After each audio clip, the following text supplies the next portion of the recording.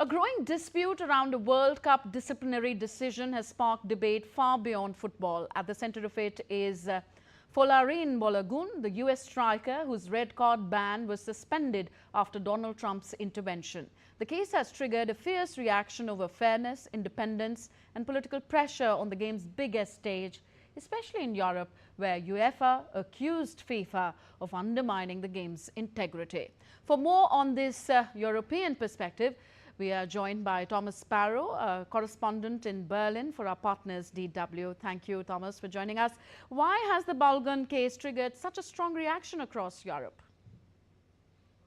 It has indeed triggered a very strong reaction, I would say, in many parts around the world, not only here in Europe, but here in particular in Europe. It's creating a very big debate around the fairness of sport, around the independence of sport, around how particular decisions are or not reviewed, about what kind of political interference should, if at all, be allowed in sport. In particular in Europe, the debate also focuses around the objection by UEFA. UEFA is Europe's governing body when it comes to football, towards FIFA's decision in the Balogun case. UEFA pronouncing very sharply, very critically their opinion on this, stressing specifically that they see it as unjustifiable and that FIFA crossed a red line.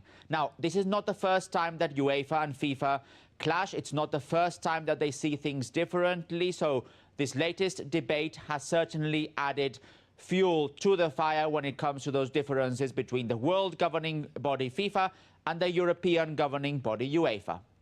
Okay. How much does Donald Trump's intervention change the way Europeans view this controversy? And what does it say about politics entering the World Cup stage?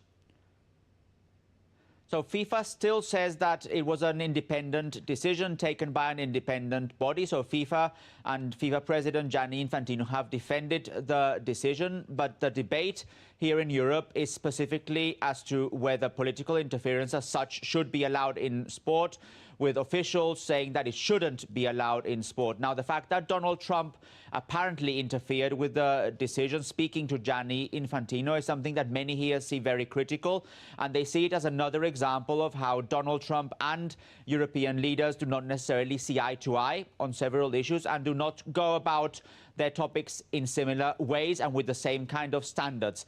But from the statements that we've seen, from the statements that have been published as a result of this controversy, it's basically something that goes beyond Donald Trump. What European leaders and what European football bodies are saying is that there shouldn't be any intervention in sport, any political intervention in sport, whether it is from Donald Trump or other political leaders. So while Donald Trump does play a role here and is seen as another element in which the US and European leaders do not see eye to eye, the topic goes beyond this, and what European leaders and what European football fans are also saying is that there shouldn't be any intervention at all, whether from Donald Trump or any other leader. Okay. Thomas, also tell us, could this become a precedent for future tournaments where disciplinary rulings are seen as negotiable under political pressure? Well, that's actually the biggest problem here, that it shouldn't become a precedent. That's at least what you hear both from officials, but also from many fans that have commented on this issue, that it shouldn't become a precedent, that it can't become a precedent. And that's why, also from the UEFA perspective, that decision to publish that very strong rebuke, that red line, saying that it was unjustifiable and that it can't, that's what it basically means, that it can't become a precedent. But there is a big debate around this issue, and one that could potentially also affect how decisions are taken in future tournaments. We're not only talking here about the World Cup, but other major sporting events as well. So that's why this issue here, this controversy here, is so important, and it's one that goes beyond the US appeal or not appeal on the Balogun case, and could really have an impact on how football decisions, how sporting decisions are upheld or reviewed in other sporting events around the world. Okay, thank you, Thomas, for that European perspective on the controversy. Thomas Sparrow there joining us from DW Berlin.